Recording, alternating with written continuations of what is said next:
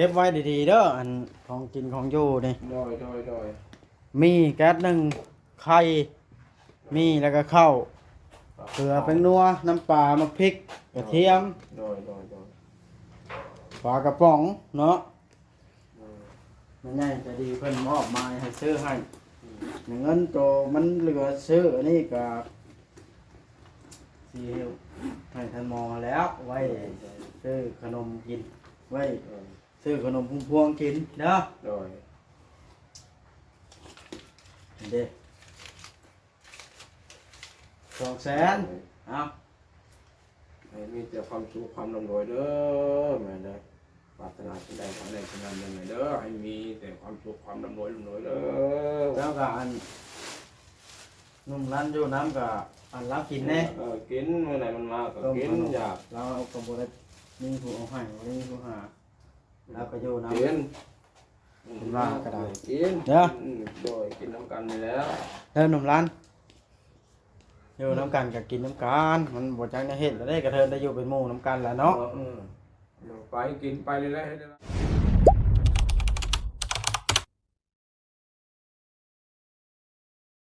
โอ้ยพี่น้องสบายดีพี่น้อง FC บัดสุขุสู่คนบัดสมองสู่บอนหลังจากที่เขามาแต่ไปเยี่ยมน้องแต่เขาก็เลยมาหาลุงหมอพี่น้องก็คือมาทำภารกิจมาซื้อเข้าให้ท่านหมอแล้วนะอยู่น้ำกินพี่น้องล้มหลายลงจากรถแล้วโอ้รถมาจอดอยู่นี่ท่านหมอเพิ่นก็อยู่วัดพี่น้องเพิ่นก็ห้องเพิ่นแล้วกินนี่บอกเพิ่นว่าซื้อของกินมาเพิ่นย่างมาแล้วล่ะป่าเนี่ยเดี๋ยวเพิ่นก็ย่างมาจ้ะเดี๋ยวแวบอยู่ อะย่างมาแต่วัดพี่น้องเขาก็บอกเพิ่นแล้วเดี๋ยววัดกำแพงวัดแหละนี่เพื่อนเพิ่นใกล้วัดพี่น้องเด็กหลังสีเขียวนั่นเป็นเพื่อนเพิ่นลมแห้งพี่น้องโถสบายดีลุงหมอต่อปั๊บมือเฮือนได้บ่ได้ต่อลมกับลมแต่แท้พี่น้องต่อเอาท่านหมอย่างมาแล้วมาเบิ่งด้วยเป็นอย่างในรถนี่พาไปใช้เดี๋ยวนี้เบิ่งแน่นี่เครื่องอยู่ของกินนี่เขาซื้อมาให้นี่เข้าเครื่องกระสอบพอพริกเกลือเป็นนัวปลากระป๋องมีไข่ประจัดให้นะต่อเจ้าบ่ได้อยู่เพื่อนบ่กูมึงนี่อยู่แต่วัดนี่บ่ได้นะเดือนละวัดนะฮะเดือนละวัดอยู่เพื่อนกันเดือนละวัดแม่นอนกับไผกูมึงนี่นอนลูกผู้เดียวใช้หนุ่มรันคือว่านอนนำลงมือมันก็มาลงมือมันก็บ่มาเด้สมาแล้วเด้ซะโอ้ใส่เสื้อเจ้าได้นี่เนาะเจ้าปั่นนุ่งบ่โอ้สบายดีหนุ่มรันไปมาพอดีเลยนี่แบ่งเอาเข้านี่ไปไว้โอ้เปิดผ่าท้ายลงเมื่อก่อนจะเปิดให้นี่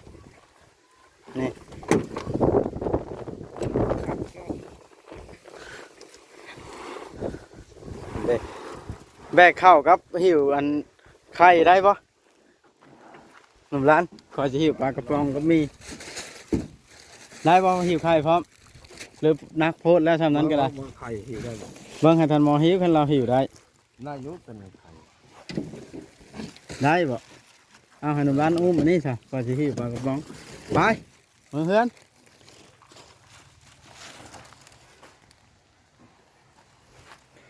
กันล้มแล้วไข่แตกทิ่มเบิดได้เจ้านะ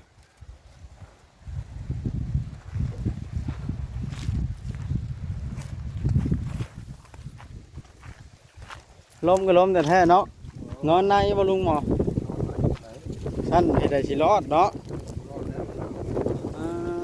ลมแห้งเป็นอะไรนี่พัดไม้อยู่ลมพัดไม้อันไม้โทรศัพท์กันมีไม้ติดคอคือเขาเบาเตียงยังวะเนาะมันง่ายแบบน่ะมันลมบ่พัด เอาเสื้อไว้ในเสื้อแล้วกันแล้ว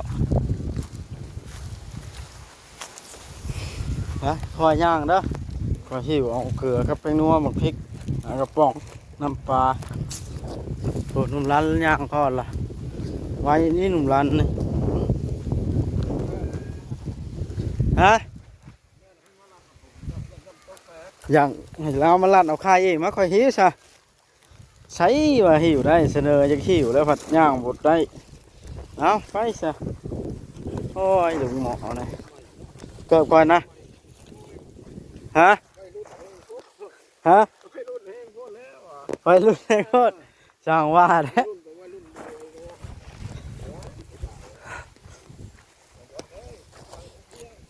ไว้รุ่นแรงโพดท่านหมอวะไปโอ้พี่น้อง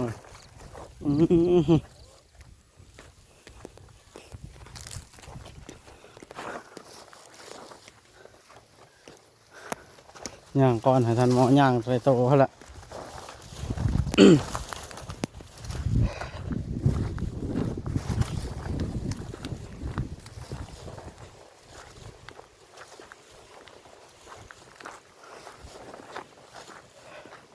คือพวกไข่นี่หรือพวกไข่ก็ยามบ่ไข่แล้วเข้าไปพี่แล้วจังบ่ลมไปดังอยู่เพิ่นมันลมเด้ไข่นั่นแต่มีน้ำบาดาลใช้อย่างสะดวกเนาะ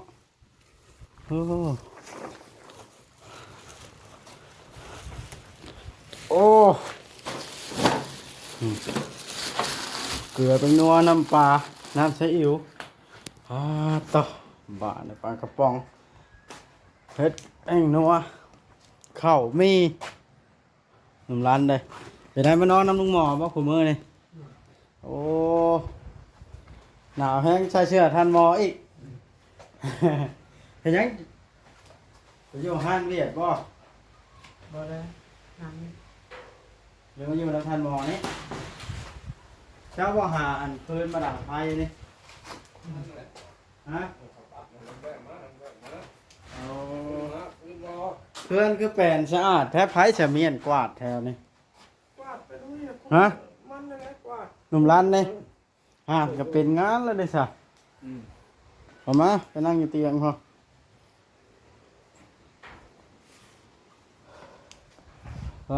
แต่ได้เป็นยังมันยากขนมหรือข้าวแพ้นี่ แต่เก่าคนใด แต่ข้าวนั้นเพราะเป็นไรความรู้สึกได้เมื่ออันแจกข้าวพ่อน้ ก็ดีใจหลาย ำดีใจแล้วว่าบัด ดี นะ ใจแล้วได้ไปได้มาเลยได้เมื่อได้นั่นเห็ดแล้วเลยแล้วมันทั่ว ไอ้ยุพุทธจ้ะอากาศกันลมแต่แท้เนาะเอามาเฮือนใครแน่มันบังเนาะ พอนอนในมีคนลมพัดหมดปุ๊บ ข้าฟันยัง ข้าววันอย่างนอนมาได้สิวเมื่อมาได้7 โมงอยู่ อุ่นๆแท้ มีลมยัง ไปอุ่นกับนอนโศกเนาะ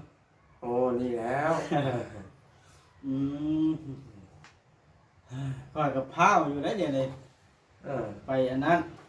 ไปเก็บเครื่องน้ำเมีย เดี๋ยว ค ใช้ นย่านาง หมุนบ่ บนแจก เมื่อไหร่ มาเอิ้นแต่ว่าวันนี้แล้วมาขายเครื่องให้ผู้เฒ่าห่อกระต้มนะ ละเมื่อ อ่า ละเมื่อไหมอีก อ่า ไปยังเที่ยวมือเที่ยวมายังมานอนข้าจังนั่นเลย ใครสิดูนอน ผมแจก ใกล้ๆเนี่ย ผมแจกคนจะนา อ่า ตัวนี้ไปแล้วมีตะบุญกับผมแล้ว ทานก็พอเนาะแต่พากันกินข้าวกินน้ำยังเช้านี่คือดังไฟ กับกล้วย คือดังไฟสะ ดัง ดังพิงคือ ดังมันอุ่นเฮือนนี่แล้ว โอ้ดังพิงชื่อนะหนาว หนาว โดยเบิ้งข่อยเบิ้งกัน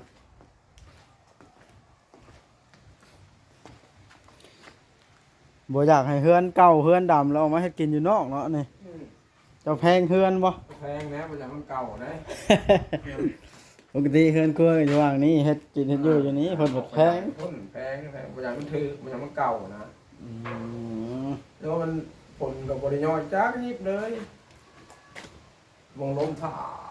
านขับเป็นไรมิดจัดบริมันเจ๋งลม มื่อนั้นเมื่อจับไม้เบิดมือว่า จับมันเป็นเมืองเลย ประกาศให้ เออ ให้พรคนมาโม มาโมมาทาน จะได้ย้อนละเด้ฮะ อืม ซอยกันไปในด้านตัวเองซอยได้ ซอยกันสิ่งที่ซอยได้นะซอยไป อ่าต่อ นั่นแหละเขาพวกนี้เขาเงารอคนหลาย ให้บอก คน จำนั้นไม่ว่าหลายบอกคอยคนว่าน้อยเราบ่เคยเห็นบอก เขาแม่นว่า มาเขาบอกเมื่อบ่มีบนยุเลยอันนี้ เดี๋ยวมันก็บ่มี แล้ว อ อย่าง ยู่ นั้น แล้วว่า คนหลายแหละบ่งคนมาอยู่มาเขาเมื่อนำมาเมื่อนำ เขตนี่จะบ่เคยเห็นแล้วแถวอันบ้านอันนี้เนาะ อันนี้คนหลาย คนหลายเขาคนหลายนี้คนน่ะมันกินจ้ะพออยู่พอกินเขาบ่ตีบ่ทานเขาว่าสิอยู่รบจนเที่ยงบัดได้จะเข้ากาสิโนแน่แล้วกาสิโนเขา อืม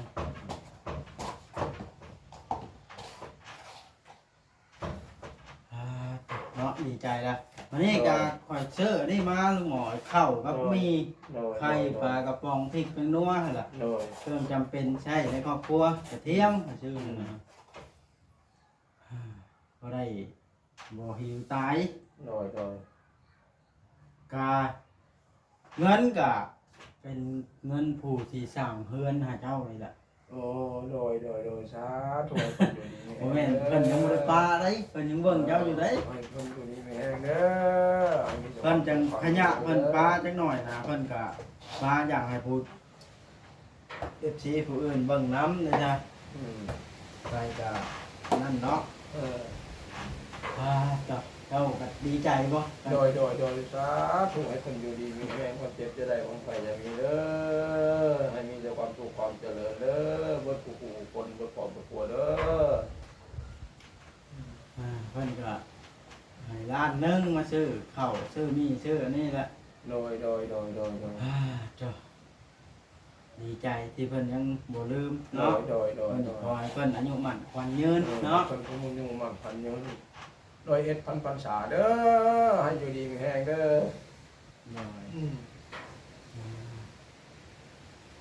ส่วนจังหวัดเนาะ บ่ได้หนุ่มร้านเจ้าก็อยู่เป็นหมู่เนาะ นอนอุ่นนอนนั่นอยู่ใน นอนอยู่ไหน กวาดเรือนกวาดชานพื้นมาดัง เกิดมาดัง โอ้ คนมีเวกคนกลับมาถ้าเจอคนบ่มีเวกก็มา กินข้าวกินน้ำอยู่วัดเพิ่นเถอะห้ามเวียดยาวไปกินแล้วบ่ให้นะ นะกินย้อนมันให้กินแล้วกิน กังเว้นเวียงเนาะ มันบอกให้กินแล้วก็ย่าเดี๋ยวมันก็ให้กินอยู่น้องมันก็ให้กินอยู่ทำงานเนี่ยมันจะให้กิน อืม ทำงานมันก็จะให้กิน ดีแล้วหมอเนาะบรรยากาศยามนี้ต้องดูแลตัวเองนะแต่ละคน นี่นอนไหนแล้ว ถ้าน อนไหน เป็นวัดเป็นไอนะเนาะเป็นไข่มามันบ่มีเงินปิ่นปัวกันได้ มีเงินไหนมีสะพานพวกเขานอนไหนแล้ว ร้านเอ้ยมาตัวเองมาใช้เสื้อของบางมันหมอก็ได้ แต่เสือโน้มบัดฮ้อนได้มันฮ้อนแต่มันหนัก มันเว้นเนาะแต่คนนั้นได้จังได้ฮอดอันเพื่อน แล้วมันพอทองผมมาเลยโอ้เราแล้วงามมะลิเนาะเราสร้างได้ยังสร้างมันโดนแล้วอ่ะ เพื่อนมันแน่นได้ แน่ มัน เลย เพื่อนปูนบ่เพื่อนไม้ได้ แน่ อยู่ได้เป็นพันปีบาทมันยาวมันก็บ่ได้หัวใช่มันดอก รอหัวเอาประกันหัวเอาประกัน เสือสิไม่ตายเนาะ ไม่ไม่ติดชื่อก็ยังว่าได้บวกได้ลงไหนคนผ่านมาเลยว่าที่ย่อยกับก็ย่อยเนาะเห็นว่ากันบ่มีจะนอนอย่างเดียวลงมันใส่ว่าโอ้เอาคนกันผู้ตายเราเหตุเทือนนี่ร้อยแล้วเรานี่ร้อยบ่มันบ่ได้โอ้บ่ได้ว่าเพิ่นมันพาทางนี้คือจะพามันบ่ได้พาทางเพิ่นจะพาจากคน เฮายืนออกไก่เนาะ พอจะพาเอาทานมันก็บ่ฮอดได้ปีข้างนอนวันนี้มันจะเป็นช้าง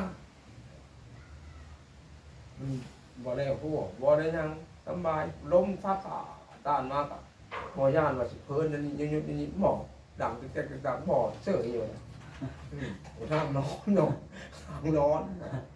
โอ้ เราคาดสิได้สีมือสร้างเวียงเนาะ โดย ยิ้ม ขนาดขนาดแรกสิ่งที่สร้างเวียง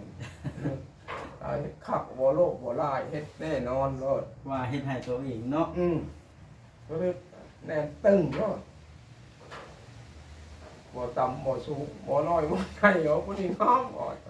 ตำนี้แล้วงามออกทรงออกแบบมันคักอันนี้ภาษาสีเขียวที่ใส่คอยพุ่นมันว่าคักเขาคอยมา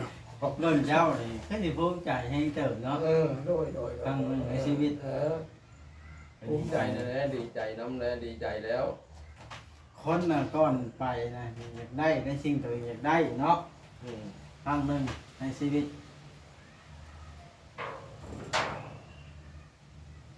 คือข่อยอยากได้รถ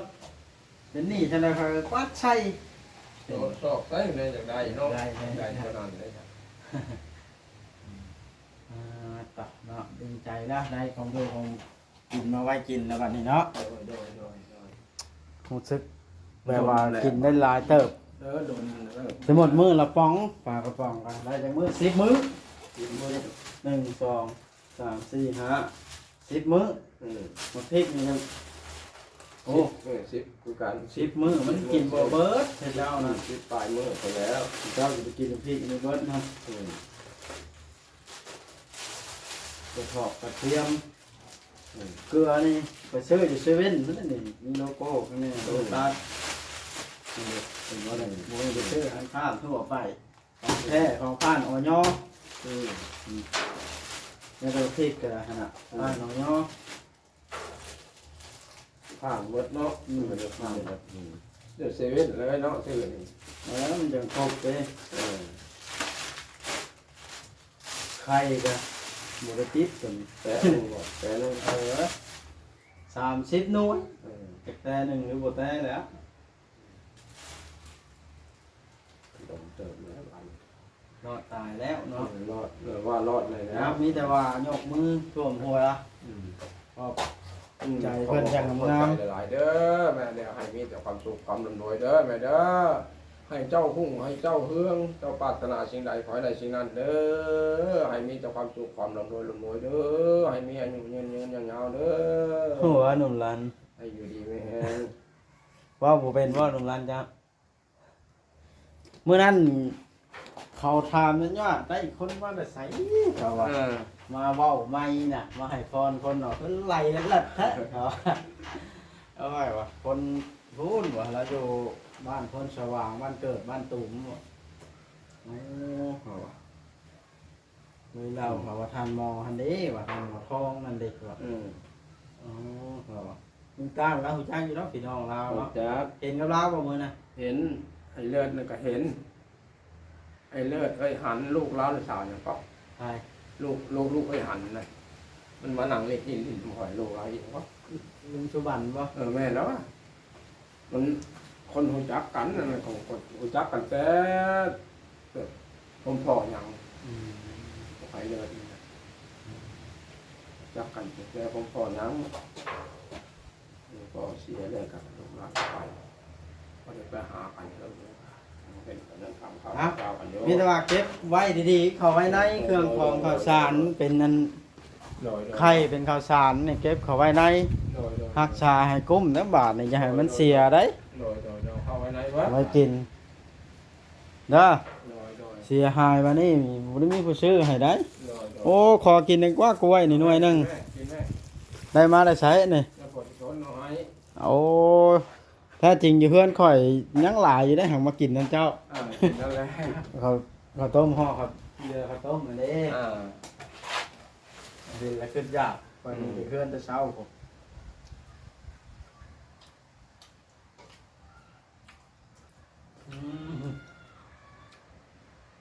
โอ้ข้าจะว่าเอาวีโวมาหาครับทันมอยแล้ว แม่ว่าแล้วว่าแล้วเลยนะว่าเขาว่าแล้วแล้วว่าแล้วเลย ขึ้น